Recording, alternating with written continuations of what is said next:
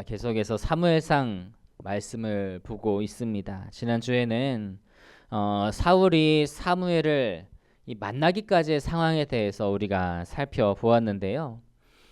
사울은 아버지의 암나귀들을 찾아서 집을 나왔지만 찾는 것에 실패했죠. 그래서 선견자를 찾아가서는 이 암나귀를 찾기 위해서는 어떻게 해야 하는지 이제 물어보려고 했습니다. 그런데 사울은 너무나 순탄하게 그 선견자 사무엘을 만난 것뿐 아니라 이 생각지 못한 그 환대를 받아서 굉장히 어리둥절해 합니다. 그런 장면이 오늘 나오는데요. 자, 우리 19절과 20절 말씀 같이 한번 보시겠습니다. 19절과 20절입니다. 시작. 사무엘이 사울에게 대답하여 이르되 내가 선견자이니라. 너는 내 앞서 산당으로 올라가라. 너희가 오늘 나와 함께 먹을 것이요 아침에는 내가 너를 보내되 내 마음에 있는 것을 다 내게 말하리라. 사흘 전에 잃은 내 암나귀들은 염려하지 말라. 찾았느니라. 온 이스라엘이 사모하는 자가 누구냐? 너와 내 아버지의 온 집이 아니냐 하는지라. 선견자가 산다는 성읍을 들어가서 사울은 이제 처음 만난 사람에게 선견자의 집이 어디 있습니까? 라고 물었는데 그 사람이 바로 사무엘이었습니다. 한 번만에 선견자를 찾은 것도 굉장히 놀라운데 사울에게 더더욱 놀라운 것은 그 선견자 사무엘이 자신에게 그 호의 이상의 것들을 막 이야기했기 때문에 그래요. 19절을 보면 사무엘이 선뜻 사울에게 식사를 같이 하자고 그렇게 말을 하고요. 또 하룻밤을 머물고 가라고 그렇게 또 호의를 베풉니다. 거기에다가 그 20절 후반절을 보시면 사울에게 너는 온 이스라엘이 사모하는 사람이다 라고 그렇게 이야기를 해요. 사울의 입장으로서는 어안이 벙벙할 수밖에 없죠. 암나귀 찾으려고 뭐 질문하러 왔다가 갑자기 막 칭찬을 듣고 호의를 받으니까 참 어안이 벙벙합니다. 그런데 그로서는 그런 것들이 익숙하지 않을 수밖에 없는 게 왜 그러냐면 그는 베냐민 지파 사람이었기 때문에 그렇습니다. 우리 21절 말씀 같이 한번 보실까요? 자, 21절 같이 보시겠습니다. 시작. 사울이 대답하여 이르되 나는 이스라엘 지파의 가장 작은 지파 베냐민 사람이 아니니까 또 나의 가족은 베냐민 지파 모든 가족 중에 가장 미약하지 아니하니까 당신이 어찌하여 내게 이같이 말씀하시나이까 하니. 사울은 자신이 속한 베냐민 지파를 지금 이스라엘에서 가장 작은 지파라고 표현을 하고 있죠. 이것이 겸손한 말일까요?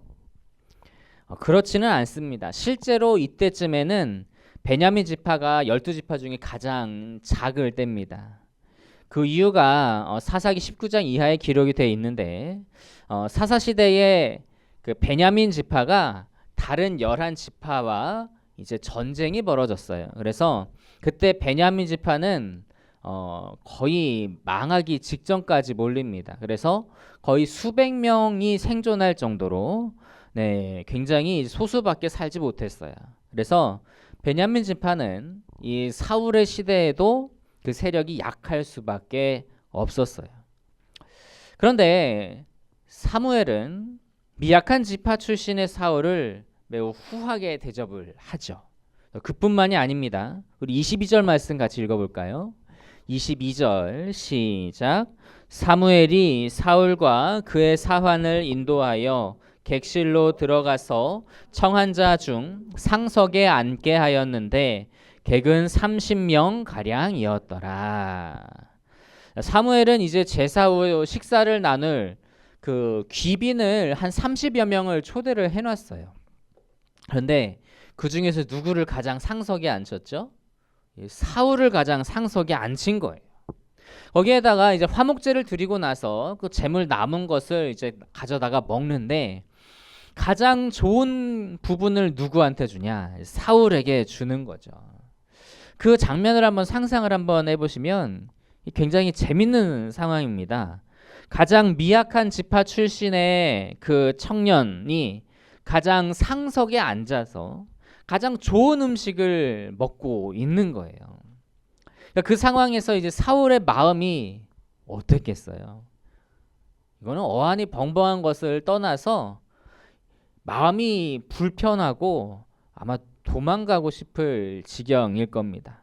왜 자기를 이렇게 환대를 해주는지, 자신을 높여주는지 이해할 수가 없었기 때문에 그래요. 그런데 사무엘이 사울을 그렇게 귀하게 대한 이유는 그가 바로 하나님께서 선택하신 사람이기 때문에 그렇죠. 우리 16절 말씀 같이 보시겠습니다. 자, 16절 같이 읽겠습니다. 시작. 내일 이맘때에 내가 베냐민 땅에서 한 사람을 내게로 보내리니 너는 그에게 기름을 부어 내 백성 이스라엘의 지도자로 삼으라. 그가 내 백성을 블레셋 사람들의 손에서 구원하리라. 내 백성의 부르짖음이 내게 상달되었으므로 내가 그들을 돌보았노라 하셨더니. 하나님께서는 전날에 사무엘을 미리 찾아가셔서 하나님께서 왕으로 선택하신 사람을 그 다음 날에 만나게 될 것이라고 그렇게 하셨어요. 그리고 다음 날 사무엘이 사울을 본 순간에 하나님께서는 그 사무엘의 내면에 저자가 바로 그다라고 그렇게 말씀을 하셨어요. 그래서 사무엘은 그 왕이 될 사울을 이제 환대하고 이렇게 높여 주었던 것이죠. 그런데 여러분, 하나님께서 사울을 이스라엘의 초대 왕으로 선택을 하셨는데 사울에게 선택받을 만한 그런 조건이 있었습니까?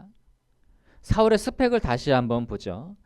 사울은 이스라엘에서 가장 미약한 베냐민 지파의 사람입니다. 그의 말처럼 사울의 집안이 베냐민 지파 중에 가장 작은지는 잘 모르겠어요. 하지만 이 베냐민 지파 자체가 워낙 약하기 때문에 이스라엘 사람들 전체 앞에서는 그가 내세울 만한 그것이 못 됩니다. 자기 가문을 내세울 수가 없어요.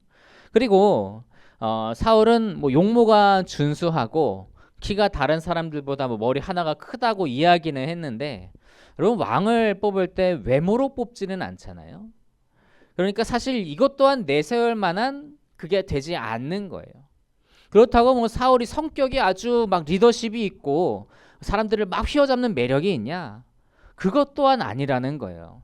이제 사울이 원래는 좀 유약한 사람이어서 사울이 나중에 왕으로 됐을 때에 그 불량배들이 사울을 무슨 저런 사람을 왕으로 삼았냐고 막 시비를 걸 정도였거든요. 그러니까 결론적으로 사울은 왕으로 선택받기 위해 내세울 만한 것이 하나도 없었다라고 하는 거예요. 그런데 하나님께서는 왜 사울을 선택하셨을까요? 그것은 그가 약하기 때문입니다. 그의 지파가 약하기 때문에, 그의 성품이 유약했기 때문에 하나님께서는 그를 선택하셨다라고 하는 거예요. 그럼 하나님은 왜 약한 그러한 것을 보고 선택을 하셨을까요? 우리가 반대로 한번 생각을 해보겠습니다. 그 만약에 이 베냐민 지파와 같이 약한 지파가 아니라 뭐 유다나 아니면 에브라임 같이 원래부터 거대한 그런 크고 힘 있는 그런 강력한 지파에서 그 초대 왕이 나왔다면 어떻게 됐을까요? 그렇게 됐다면 이제 블레셋과의 전쟁에서 막 승리를 하더라도 자기들의 힘으로, 자기 능력으로, 카리스마 있는 그러한 지도적으로 승리를 거두었다고 그렇게 말을 할 겁니다. 그렇게 교만해져서 하나님의 뜻을 따르지 않고 자기들의 뜻대로 행동했을 것이다 라고 하는 거예요. 이게 어림짐작이 아닙니다. 이 훗날에 그 솔로몬이 죽고 그 아들 르호보암 때에 이제 이스라엘이 북이스라엘과 남유다로 나뉘잖아요. 그때 이제 북이스라엘의 초대 왕은 그 강력한 에브라임 지파 안에서도 그 아주 인지도가 높았던 여로보암이라고 하는 사람이었어요. 그는 그 거대 지파의 유력한 집안 출신답게 그 리더십이 있었어요. 그래서 왕이 되자마자 모든 것을 자기 뜻대로 합니다. 그가 솔로몬의 부하일 적에 아히야 선지자가 이 여로보암에게 이렇게 말한 적이 있었어요. 우리 말씀 한 구절 찾아보실까요? 열왕기상 11장 38절입니다. 자, 열왕기상 11장 38절을 우리 같이 한번 읽어보시겠습니다. 시작. 내가 만일 내가 명령한 모든 일에 순종하고 내 길로 행하며 내 눈에 합당한 일을 하며 내 종 다윗이 행함같이 내 율례와 명령을 지키면 내가 너와 함께 있어 내가 다윗을 위하여 세운 것 같이 너를 위하여 견고한 집을 세우고 이스라엘을 내게 주리라. 자, 아히야 선지자는 분명히 여로보암에게 하나님의 말씀을 따르면 너의 집을 견고하게 해주겠다라고 약속을 전달받았어요. 하나님의 말씀을 전달받았어요. 그런데 여로보암은 그 하나님의 말씀을 마음에 담아두지 않았습니다. 왕이 되자마자 자기가 하고 싶은 대로 하고 자기 생각대로 나라를 다스렸어요. 6월절이나 그런 큰 절기마다 이스라엘 백성들이 원래는 예루살렘의 성전에 모이잖아요. 이제 그것을 못하게 하려고 단과 베델에 금송아지를 세웠고 그것을 하나님이라고 말했습니다. 그리고 하나님 보시기에 온갖 악한 일들을 많이 저질렀어요.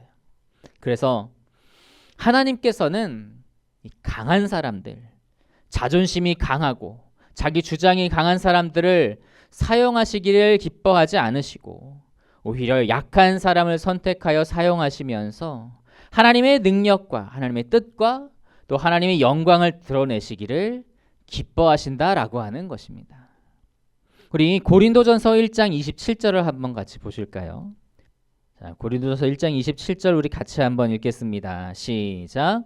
그러나 하나님께서 세상에 미련한 것들을 택하사 지혜 있는 자들을 부끄럽게 하려 하시고 세상에 약한 것들을 택하사 강한 것들을 부끄럽게 하려 하시며, 하나님께서는 이 약한 사람을 선택하여 사용을 하시되 그 사람 위에서 하나님의 능력을 마음껏 발휘하셔서 강하고 지혜롭다는 사람들보다 훨씬 더 위대한 일을 하게 하십니다. 그리고 그래서 사람이 자기 뜻을 행하지 않고 하나님의 말씀을 따라 행하게 하시며 자기를 자랑하지 않고 오직 하나님만을 자랑하게 하신다라고 하는 거예요. 여러분, 우리 중에 세상적으로 아주 대단한 사람은 없을지 모르지만 그것이 결코 복을 받지 못한 것이거나 불행한 것은 아닙니다. 오히려 우리가 하나님의 손에 선택된 것이 가장 큰 복임을 믿으시기 바랍니다. 왜 그렇죠?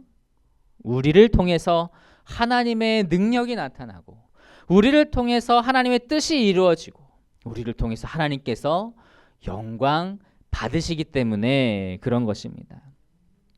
그래서 사도 바울은 자기의 장점, 자기의 강한 것을 자랑하지 않고 오히려 자기 자신의 연약함을 자랑합니다. 우리 고린도후서 12장 9절을 말씀 함께 보실까요? 고린도후서 12장 9절과 10절 우리 같이 읽도록 하겠습니다. 시작. 나에게 이르시기를 내 은혜가 내게 족하도다. 이는 내 능력이 약한 데서 온전하여짐이라 하신지라. 그러므로 도리어 크게 기뻐함으로 나의 여러 약한 것들에 대하여 자랑하리니 이는 그리스도의 능력이 내게 머물게 하려 함이라. 그러므로 내가 그리스도를 위하여 약한 것들과 능욕과 궁핍과 박해와 곤고를 기뻐하노니 이는 내가 약한 그때에 강함이라. 이 바울은 이 로마 시민권을 태어나면서 가진 그런 능력 있는 가문에서 태어났고 엘리트 코스를 밟은 지식인이었지만 자기의 그런 모든 자랑을 다 내려놨어요. 그는 자기가 가진 그런 강점들을 자랑한 것이 아니라 오히려 자기가 가진 그런 약점들, 연약한 것들을 자랑했습니다. 그 이유는 자기가 약할 때에 그리스도의 능력이 자기에게 머무르고 그 능력이 강하게 나타나기 때문이다라고 하는 것이죠. 사랑하는 성도 여러분, 우리 역시 그리스도의 능력이 머물고 나타나는 그런 복된 통로가 되기를 간절히 소망합니다. 비록 내가 좀 연약하다고 할지라도, 그래서 그것이 좀 좋아지고 싶어서 그것을 개선해 달라고 그렇게 자랑하기보다는 나의 연약함을 보시고 또 나를 선택해서 함께 해달라고 기도하는 우리가 되기를 소망합니다. 그래서 그리스도의 능력이 우리 가운데 나타나고 그렇게 하나님의 이름을 높이고 하나님께 영광 올려드리고 하나님을 자랑할 수 있는 진정 복된 삶이 다 되실 수 있기를 간절히 소망합니다.